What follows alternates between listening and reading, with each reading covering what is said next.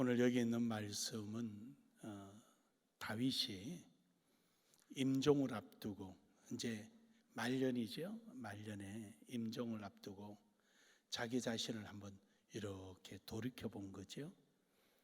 돌이켜 보면서 공통점이 있었던 거예요. 자기 인생도 그렇지만 무심령들의 인생도 한결같더라라는 것이죠. 그 한결같은 게 뭐냐면은 무상하더라. 뭘 잡으려고 노력하고 재산을 쌓아보려고 노력하고 뭘 다 해봐야 한 뼘에 지나지 않는 인생이었다. 그래서 모든 인생들은 그저 죄 가운데서 허덕이고 살아간다. 그 죄가 원죄이고 자범죄이기도 하지만 이런 죄 가운데서 허덕이며 살아가는 것이지 그들의 꿈은 한낱 안개와 같고 아무것도 아니더라라는 것이죠.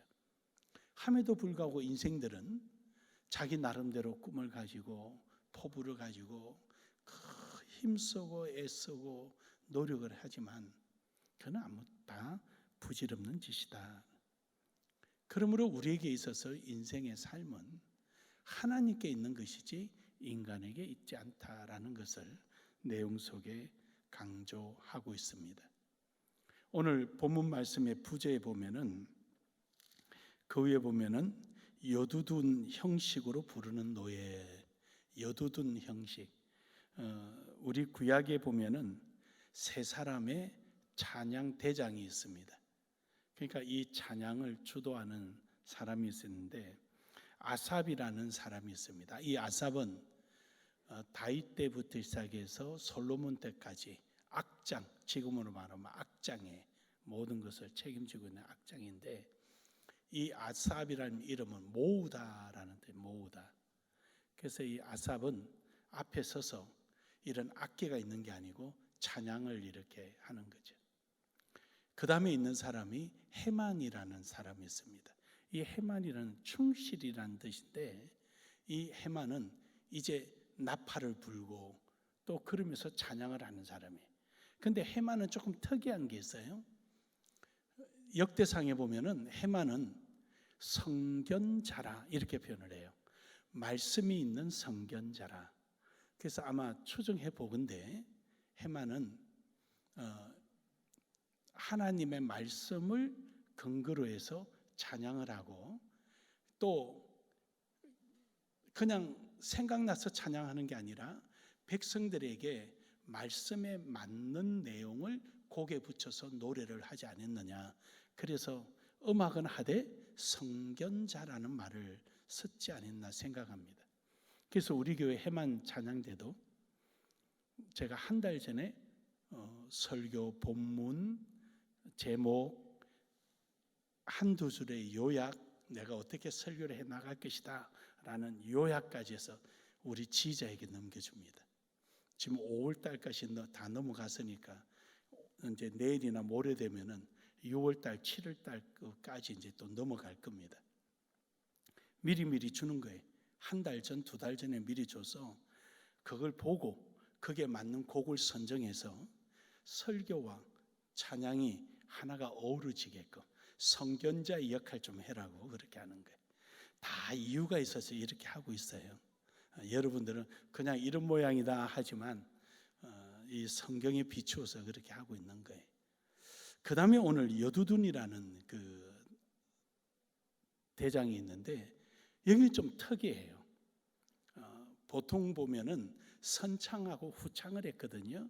예를 들면 여호와는 나의 목자시니 그러면 그 다음 사람이 이제 회중들이 내게 부족함이 없으리로다 그러고 이제 찬양을 하는 거예요.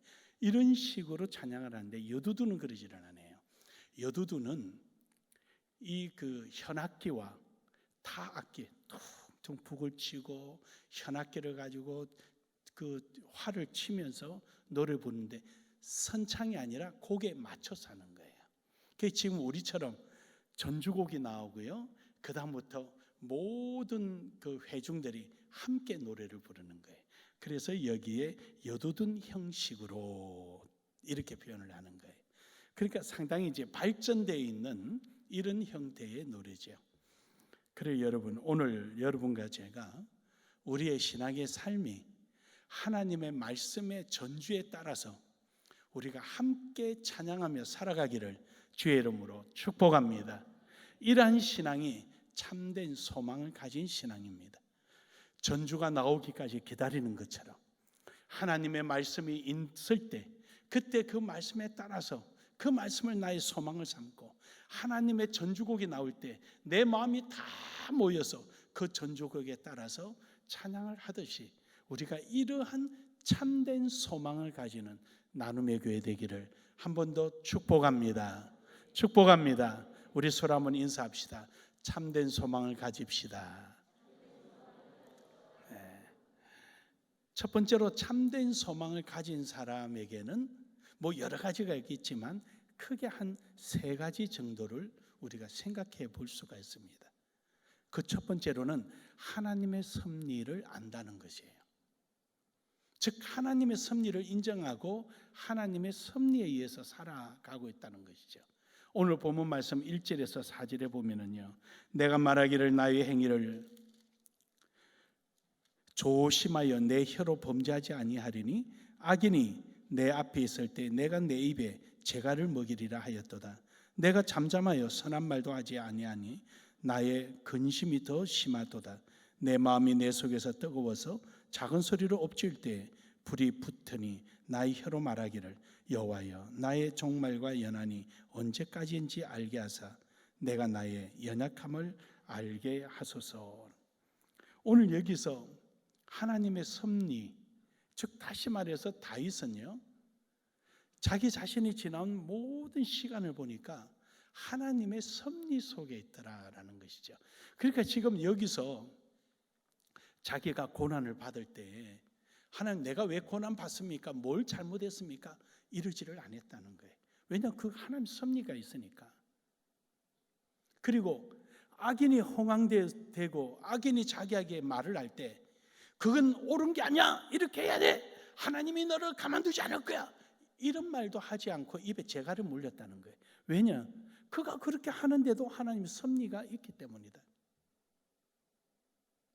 그래서 자기 입에 혀를 재갈을 물린 거예요. 하나님 섭리가 있을 것이다.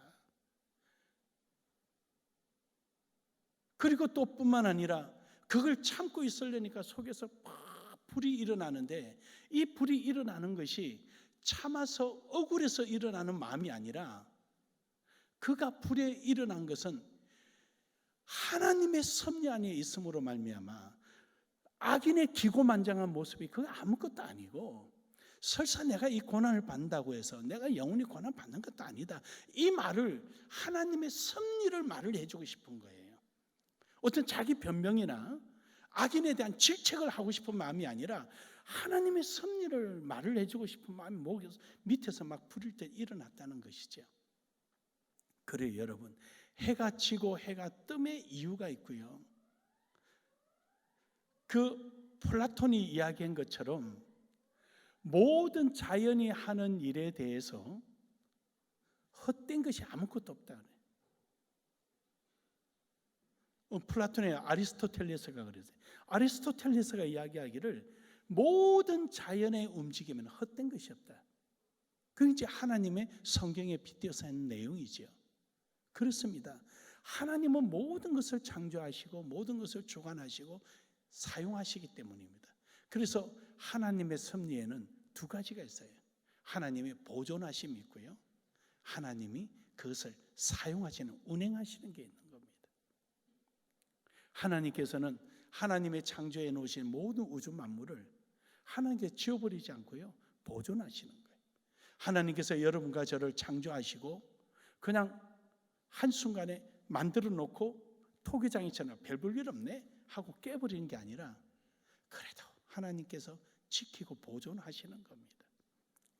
느헤미야에 보면은요, 느헤미야 9장 6절에 보면은요, 주는 유일하신 여호와시며 하늘과 별 그리고 땅과 바다와 그 가운데 있는 모든 것을 지으시고 생명을 주심으로 보존하시오니 모든 천군이 주께 경배하나이다. 다 두시는, 악인도 두시고 의인도 두시고 잘난 사람도 두시고 못난 사람도 두시고 좋은 것도 두시고 나쁜 것도 다 두시는 거예요. 왜냐? 하나님이 섭리가 있기 때문에 우리는 알지 못하지만, 그래서 우리에게 좀 불편하고 어려움이 있다 할지라도 여러분, 불평불만보다는, 원망보다는 그 속에서 하나님의 뜻을 찾기를 힘쓰는 지혜로움이 있기를 주의 이름으로 축복합니다. 이것이 성숙한 시각이고요, 성숙한 신앙입니다. 그래서 어떨 때는 우리가 흔히 그냥 하나님 뜻이 있겠지, 그게 섭리예요. 섭리. 우리는 알지 못하지만, 왜 지금은 그런지는 모르지만 뒤에 가면 알게 된다는 거죠. 또 그런가 하면은 하나님의 섭리에는 통치가 있어요. 왜냐? 하나님은 이 세상에 쓸데없는 게 하나도 없습니다. 다 이유가 있고요, 필요가 있는 거예요. 우리가 모를 뿐이지요. 우리가 그걸 모르니까 초이성적이다, 초과학적이다라고 말하는 거죠. 성경을 통해서 알게 될 때, 하나님의 계획이었구나, 우리 이러지만, 하나님의 그 계획을 알지 못할 때는 우리는 초과학이다, 초이성이다고 말하는 거죠. 이처럼 하나님은 그것을 통치하시고 이루어 가시는 겁니다. 시편 103편 19절을 보면은 여호와께서 그 보좌를 하늘에 세우시고 거기서는 온 우주를 다스리시도다. 전부 다 다스리는, 하나님께서 모든 거 하나하나. 그래서 여러분, 하나님께는요 필요 없는 게 하나도 없어요. 그 창도 필요한 거예요. 창도 필요 없는 게 하나도 없어요. 그래서 하나님께서 하시는 것, 모든 것이 다 그렇습니다. 시편 91편 5절에 보면은 밤에 놀랜가 낮에 나르는 화살도 두려워하지 말아라. 왜냐? 화살이 오다가 꺾일 줄 어떻게 알겠어요? 말고기가 땅에 떨어졌지만 귀에 하나님이 갖다 붙이시잖아요. 십자가 못 박혀 죽으시지만 3일 만에 부활하시잖아요. 저는 하나 그 베드로 사도에 대해서 조금 하나 아쉬운 게, 도망가지 말고, 그래 내가 크다, 왜 내가 예수님 제자다, 왜 어쩔 건데, 그래서 함께 십자가 못 박아 죽었더라면은 아직 하나님 때가 아니니까 베드로야 너는 살아서 나가라 그러고 십자가상에서 뚝 내려올 줄 어떻게 알겠어요? 또는 바울처럼 담두대에 목이 뚝 떨어지면은 예수님께서 말고 기처럼 들어다가 딱 갖다 붙일 줄 어떻게 알겠어요? 그걸 피하고 도망을 가버린 거예요. 그게 조금 아쉬움이 있어요. 여러분, 우리가 공포나 두려움을 가질 이유가 없어요. 하나님께서 나를 지키시기 때문에. 근데 화살을 맞아야 된다. 그러면 이제 그것이 하나님 뜻이죠. 굶어야 된다. 굶는 게 하나님 뜻이죠. 그러니까 하나님께서 만들어 놓으신 통치하신 속에서는 거부하지 말라는 거죠. 수용하라는 거예요. 순종하고 나아가는 것입니다. 시편 91편 6절에 보면은 연병과 백주의 황폐와 파멸을 두려워하지 않는다. 그 두려워하지 말아라. 하나님이 한순간에 썰어버릴지 그거 어떻게 하느냐. 그러니까 하나님께서 원하시면은 원하시는 자리에 가 있는 거지 딴 데 가 있는 게 아니에요. 그러므로 여러분, 오늘도 여러분과 저는 이러한 순종, 하나님의 섭리 안에 있기를 주의 이름으로 축복합니다. 사도행전 28절에 보면은, 28장에 보면은 유라굴로라는 큰 대풍을 사도 바울이 만납니다. 그가 로마로 압송되면서 이 한겨울에 대풍을 만나서 배가 파손되려고 하고 표류를 하기 시작합니다. 지금처럼 동력이 있는 것도 아니고 바람에 의해서 가다 보니까. 그래서 닿은 섬이 멜레데 섬입니다. 이 멜레데 섬은 아주 조그마합니다. 이번에 그 멜레데 섬을 한번 가봤습니다. 지금은 몰타라는 국가인데 멜레데 섬은 바티칸 국가보다 두 번째로 작은 나라입니다. 우리 제주도의 6분의 1이고 인구가 50만이 채 안 됩니다. 근데 지중해 보석, 숨어있는 보석이라는 별명을 가졌는데, 이 몰타섬, 여기서 바울이 피신하게 되지요. 그때 로마 병사가 거기 있는 죄수들을 다 죽이려고 했잖아요. 그때 사도 바울은 하나님의 섭리를 알았습니다. 그때 그가 나서서 큰 소리를 외치잖아요. 부형들아 걱정하지 마라. 나로 하여금 하나님이 로마로 가야 한다 하셨으니 여러분은 안전하라. 안전할 것이다. 걱정하지 마라. 이 말에 병사가 그 죄수를 죽이지 않고 함께 이 지금의 몰타리라는 이 섬에 3개월 동안 겨울이 났지 않습니까? 거기는 기독교 국가입니다. 그런데 안타깝게도 우리 기독교의 모습보다는 가톨릭이 훨씬 강하게 짙어져 있습니다. 바울의 이 길, 그게 중심가를 제가 한번 도니까 1시간도 채 안 걸려요.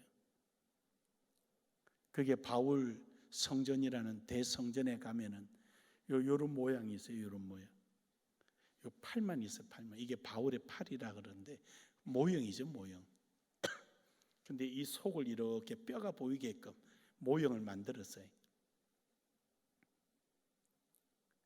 그거는 바울이 거기서 추워서 나뭇가지를 모아서 불을 지필 때 뱀이 나와서 팔을 물었거든요. 그래서 거기 있는 추장이나 주민들이 저 사람은 과연 죄인이구나. 저거는 살아남지 힘들다. 뱀에 물려서 곧 죽을 거다. 그런데 바울이 팔을 턱 털어서 뱀이 불에 타 죽었잖아요. 그리고는 그 추장의 아버지의 열병을 고쳐주고 거기서 치유 역사가 일어나기 시작하자 그 섬 전체가 기독교가 된 거죠. 그래서 바울의 팔에 상징이 있어요. 그게 안타까운 거는 예수님 상징이 안 보이고 바울 현장만 있는 거예요. 바울 현장만. 길거리에 그냥 온통 바울 현장. 예수길 이래놓으면 얼마나 좋겠어요. 그럼 구원의 길로 느껴지고. 근데 바울 길은 있는데 예수 길은 없어요. 어쨌든 여러분, 이처럼 우리가 사도 바울은 하나님의 섭리를 알았기에 그 극한 상황, 죽으러 가는 그 자리에서도 그는 거부하지 않았습니다. 죽느냐 사느냐가 중요하지 않고 하나님께서 자기를 섭리하시고 즉 택하시고 오늘까지 생명을 부지하게 하신, 보존하게 하신 그 이유가 나를 사용하시는, 통치하시는 계획이 있다는 것을 그는 믿었기에 그는 순종하고 나아갔던 것입니다. 오늘 우리도 이러한 삶이 되기를 주의 이름으로 축복합니다.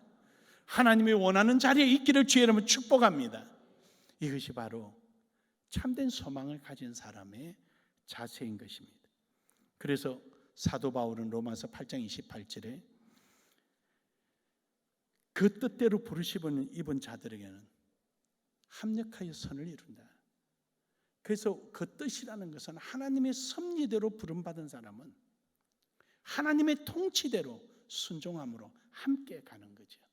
내 일이니 네 일이니 이런 것이 아니라 함께 가는 것입니다. 사랑하는 여러분, 하나님의 섭리를 알기를, 인정하기를 주의 이름으로 축복합니다. 두 번째로는 구속의 은혜를 알고 감사해야 합니다. 하나님께서 나를 택하여 주셨다. 나를, 많은 사람 중에서 나를 택하여 주셨다. 본문 말씀 5절에 보면 그러지요. 주께서 나의 날을 한 뼘 길인 만큼 되게 하시매 나의 일생이 주 앞에는 없는 것 같사오니 사람은 그가 든든히 서 있는 때에도 진실로 모두가 허사뿐이다. 우리가 생각할 때 우리의 인생이 굉장히 크게 보이는 거죠. 아주 대단하게 보이고 막 크게 보이지만 그러나 한 뼘에 지나지 않는다. 우리나라는 한 뼘 그러면 엄지에서 새끼손가락까지 최대한으로 길게 뽑는 한 뼘이라는데 성경의 한 뼘은 엄지를 빼고 난 사지를 딱 갖다 댄 거, 이건 한 뼘이라 그럽니다. 우리의 인생은 이 한 뼘밖에 안 되는 거예요. 이렇게 존재 없고 볼품 없는 우리를 오늘도 주의 거룩한 일에 쓰임받게 하심을 감사하기를 주의 이름으로 축복합니다. 이것을 우리는 구속이라고 말하는 것입니다. 하나님께서 나를 택하시고 구속하셔서 하나님의 뜻과 영광을 위해서 사용하신다는 겁니다. 사랑하는 여러분, 오늘도 이러한 하나님의 구속 앞에 있기를 주의 이름으로 축복합니다. 하나님의 섭니다 그러니까 우리가 죄 짓는 것도 하나님의 뜻이요, 이런 것도 뜻이요, 잘못된 것도 뜻이요. 여러분, 그런 게 아니에요. 아담과 하와를 하나님께서 섭리하셨죠. 그래서 어떻게 섭리하셨어요? 선악과도 있고 생명의 열매도 있고 아담과 하와도 있게 하셨어요. 그리고 하나님이 통치하셨죠. 아담아, 선악과는 먹지 마라, 생명의 열매를 먹어라, 통치하셨어요. 그 통치 때 아담이 순종했더라면 오늘 여러분과 제가 이 고생 안 하는 거예요.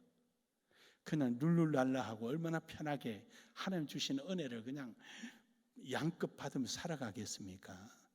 그런데 아담과 하와가 하나님의 이 통치에 반역을 한 거죠. 불순종했죠. 그래서 하나님이 원하시는 통치 자리인 생명의 나무로 가지 않고 선악과 나무로 자기 마음대로 가버렸죠. 그래서 죄가 들어온 거예요. 오늘 여러분과 저도요, 하나님이 요구하시는 자리로 가야지, 하나님이 여러분과 저를 통치하시고자 하는 자리로 가야지, 내 뜻대로 간다면 그게 죄인 겁니다. 하나님께서 이 시대 우리 나눔의 교회에 많은 교회가 있지만 우리 나눔의 교회를 향한 하나님의 섭리, 하나님께서 나눔의 교회를 있게 하시고 그것을 통치하시는 그 목적에 맞는 신앙의 삶이 되기를 주의 이름으로 축복합니다. 축복합니다. 다 보시기에 좋다라고가 아니라 우리 나눔의 교회에 원하는 게 있으신 거거든요. 그걸 우리는 위해서 가는 거예요. 그래서 우리 나눔의 교회 분명한 정체성, 하나님께서 우리를 택하신 이유, 그 정체성이 분명하고 하나님이 하시고자 하는 자리에 우리는 그 가치를 두고 순종해서 사명을 감당하는, 이것이 우리 나눔의 교회 목회 이념이잖아요. 그래서 우리 나눔의 교회가 하나님이 원하시는 자리에, 하나님이 하시고자 하는 자리로 나아가기를 주의 이름으로 축복합니다. 이사야 43장 1절에서 2절에 보면은 야곱아, 너를 창조하신 여호와께서 이제 말씀하시느니라. 이스라엘아, 너를 지으신 이가 말씀하시니라. 너는 두려워하지 말라. 내가 너를 구속하였고 내가 너를 지명하여 불렀나니 너는 내 것이라. 할렐루야. 여러분, 하나님 것입니다. 물 가운데 갈지라도 불 가운데 있을지라도 두려워하지 말라. 물이 침범치 못할 것이고 불이 사르지 못하리라. 여러분, 자신 있게 나아가기를 주의 이름으로 축복합니다. 해서 사도 바울은 갈라디아서 2장 20절에 보면은 내가 산 것은 내가 아니에요, 내 안에 사는 예수 그리스도라. 그러니까 결국 자기의 생명은 예수 그리스도께 붙들려 있다는 것입니다. 사랑하는 여러분, 오늘도 여러분과 저는 이러한 구속하심에 감사하며 살아가기를 주의 이름으로 축복합니다. 마지막으로는 소망을 누리는 삶이 되기를 축복합니다. 6절에서 본문 말씀 7절에 보면은 진실로 각 사람은 그림자같이 다니고 헛된 일로 소란하며 재물을 쌓으나 누가 거둘 줄 알지 못하나이다. 주여, 이제 내가 무엇을 바라리요? 나의 소망은 주께 있나이다. 할렐루야. 그러니까 한 번밖에 안 되는 인생이지만 하나님이 나를 택하여 주심으로 말미암아 이제는 하나님의 영광이 있어 살겠다. 다른 사람들은 분주하게 자기 뜻대로 살아가는 것 같지만 그 아무 부질없는 짓이다. 그래서 오늘 저 천지창조라는 그림을 좀 여러분에게 본문과 관련이 있어서 띄워드리려고 그러는 겁니다. 이번에 목사님들 모시고 가서 바티칸의 그림과 그 다음에 세계 3대 조형물과 메디치 가문에 있는 그 미술관에 가서 좀 설명을 해드렸습니다. 저 그림이 르네상스 이후에 14세기 이후부터 나왔습니다. 저 그림은 15세기 1516년에 제작해서 4년 걸렸던 작품이기도 합니다. 그때는 기독교에 대한 반감을 갖고 탈종교와 지금은 반종교화 시대지만 그때는 탈종교화, 종교로부터 벗어나고자 하는 르네상스 시대에 있던 작품이라 오늘 이 시대 우리 기독교인들이 아주 마음에 깊게 새기고 한번 되새겨 볼 만한 이유가 있어서 오늘 저 그림을 띄웠습니다. 저 작품은 미켈란젤로가 그린 작품인데 천지창조라는 겁니다. 저 그림을 보면은 아담과 하나님을 형상화한 부분입니다. 양쪽 다 아주 간절함이 있는데 아담은 편안하게 팔을 걸치고 누워있고 하나님은 몸을 숙여가며 아담을 건지려고 내는 손길입니다. 저 그림을 가지고 여러분의 설명이라면 1시간도 족하게 합니다. 그러나 오늘 본문 말씀을 비춰서 설명을 해드리겠습니다.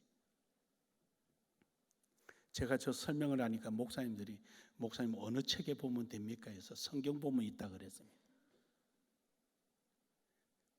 아담이 있는 자리는 비스듬한 언덕에 앉아 있습니다. 저 언덕은 점점 밑으로 흘러내려가게 되어 있죠. 결국 인생은 지옥으로 떨어지고 죽음의 자리로 떨어지는 것입니다. 근데 아담의 그림을 보면은 오른쪽 다리는 펴져 있는데 근육이 하나도 없습니다. 오른쪽 다리에 의지하면은 영락없이 지옥에 떨어지게 되어 있죠. 그러나 왼쪽 다리는 치켜 세우고 근육질이 선명합니다. 이유는 미끄러지는 것을 받치고 있는 겁니다. 버티고 있는 것이죠. 우리 인생은 미끄러지는 인생이 있고 끝까지 버티는 인생이 있습니다. 버틴다고 되겠습니까? 될 대로 되라 캔세라 세라 하며 살아간다고 행복하겠습니까? 결국은 후회뿐일 것입니다. 왼손을 펴서 하나님의 그 간절함에 그 손과 마주 잡으려고 하는, 아직 마주 잡지는 못했지만 잡으려 하는 애쓰는 모습. 다시 말해서 인생은 하나님의 절대적인 은혜에 의하여 살아가는 것이지 인간의 노력과 힘에 의해서 살아갈 수 없다는 것을 천지창조에서 강조하고 있는 것입니다. 왜 발가벗었냐고요? 교황청에게 주는 메시지입니다. 당신네들은 저 벌거벗었고 타락한 인생들을 눈에 보이지 않고 권력만 눈에 보이느냐 해서 르네상스 시대 때 미켈란젤로의 모든 그림은 발가벗은 그림입니다. 신앙으로 타락되어 있고 부끄러운 줄 모르고 살아가는 그 세상을 그림으로 꼬집었던 것입니다. 사랑하는 여러분, 어쩌면 오늘 이 시대에 여러분과 제게 저 그림으로 메시지를 주고 있지 않나 우리 한번 생각해야 합니다. 하나님의 저 간절한 몸부림, 팔을 내밀며 온몸을 앞으로 쏠리며 잡아주려고 하는데 거저 앉아서 은혜 주면 고맙고 안 주면 그만이고 하는 식으로 앉아있는 모습이라면 우리는 한 번 정도 생각해야 합니다. 오늘 여러분의 모습은 어떤 모습인지요? 여러분이 하나님처럼 몸을 앞으로 숙여가며 하나님의 손을 잡으려고 몸부림치는 모습이라면 여러분은 하나님의 은혜 받을 만한 충분한 거룩이 되어 있습니다. 우리 나눔의 교회는 바로 그러한 신앙이 되기를 주의 이름으로 축복합니다. 스가랴 10장 1절에 보면은 봄비가 올 때 여호와 곧 구름을 일게 하시는 여호와께 비를 구하라. 무리에게 소낙비를 내려서 밭의 채소를 각 사람에게 주시리라.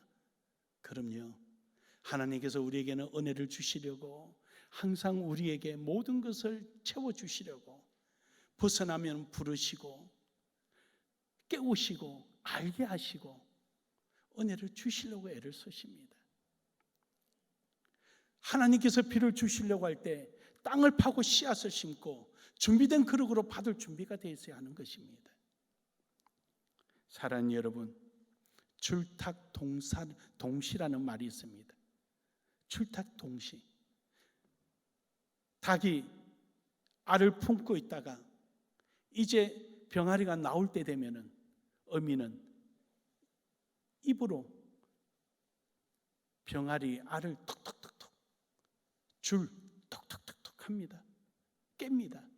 그럼 안에서 병아리가 응답을 합니다. 함께 톡톡톡 탁 톡톡톡 합니다. 그럴 때 깨어지면서 병아리가 나옵니다. 어미가 톡톡톡 하는데도 안에서 소식이 없으면 깨지를 않습니다. 사랑하는 여러분, 하나님께서 우리에게 주시고자 하는 은혜 자리에, 하나님께서 여러분과 저를 사용하시고자 하는 그 자리에 오늘 우리가 있기를 주의 이름으로 축복합니다. 시편 70편 4절에 보면은 주를 찾는 자로 말미암아 우리는 기뻐하고 즐거워하시며 주의 구원을 사랑하는 자들이 항상 말하기를 하나님의 위대하시다 하시는도다. 그럼요, 하나님이 우리를 사용하는 자리에 우리가 있을 때 쓰임받게 되고요, 하나님께서 우리에게 은혜 주시고자 하는 자리에 있을 때 그 은혜를 누리게 되고, 하나님 앞에 참 소망을 가지고 우리가 나아갈 때 그 자리에 하나님의 소망을 누리게 되는 줄 믿으시길 바랍니다. 고린도후서 6장 2절에 보면은 내가 은혜를 베풀 때 너희에게 듣고 구원의 날에 너를 도왔다 하셨으니 보라 지금은 은혜 받을 만한 때요 보라 지금은 구원의 날이로다. 하나님이 주시는 구원의 때, 은혜의 때, 일할 만한 때, 일할 수 있을 때, 쓰임 받을 수 있을 때 그때 쓰임 받는 것입니다. 다른 때가 아니에요. 그때 쓰임 받는 거예요. 디모데전서 4장 10절에서도 이를 위하여 우리가 수고하고 전력하는 것은 우리 소망을 살아계신 하나님께 두미니 곧 모든 사람, 특히 믿는 자들의 구주시라. 오늘 여러분과 제 소망을 쓸데없는 그림자 같은 안개 같은 자리에 두는 것이 아니라 우리의 참 소망이 되신 하나님의 약속, 하나님께서 우리를 섭리하셔서 부르신 그 자리에 그 안에서 누려지는, 또 여러분의 꿈과 소망이 성취되어지는 은혜가 있기를 간절히 축복합니다. 결론적으로 여러분, 참 소망은 하나님의 섭리를 아는 것이며 또한 하나님께서 우리를 구속하여 주셨다는 것에 대하여 기쁨으로 그게 순종하고 감사할 줄 알고 그 하나님 안에서 소망을 누리는 자만이 참된 소망의 자리에 있는 사람입니다. 우리 나눔의 교회 이 시대에 그러한 사람들이 되기를 주의 이름으로 축복합니다. 축복합니다. 축복합니다. 오늘 우리 본문 말씀 7절을 우리 같이 한번 크게 한번 읽겠습니다. 시작. 주여 이제 내가 무엇을 바라리요 나의 소망은 주께 있나이다. 한 번 더 합니다. 시작. 주여 이제 내가 무엇을 바라리요 나의 소망은 주께 있나이다. 아멘.